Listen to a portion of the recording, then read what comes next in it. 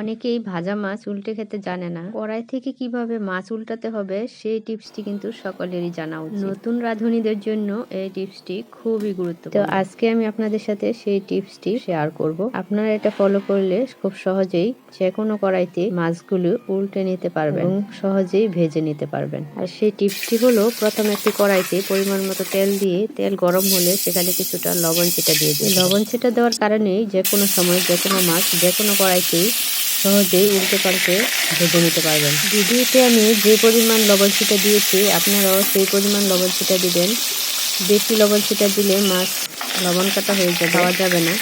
তো দেখতে পাচ্ছেন আমি কিভাবে সহজেই মাছগুলো ভেজে নিচ্ছি। তো আমার মাছ ভাজা শেষ, আমি এগুলো একটা একটা করে তুলে নিচ্ছি।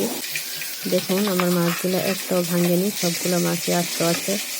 তো আপনারাও এইভাবে খুব সহজেই মাছ ভেজে নিতে পারবেন, কোনো টেনশন নেই। যারা নতুন আছেন তারাও ভেজে নিতে পারবেন, যারা পুরান আছেন তারা তো সবাই জানেন। তো নতুনদের জন্য আমার আজকের টিপস। আশা করি আমার আজকের টিপসটি সবার ভালো লেগেছে। ভালো লেগে থাকলে লাইক কমেন্ট করতে ভুলবেন না এবং পাশেই থাকবেন। আল্লাহ হাফেজ।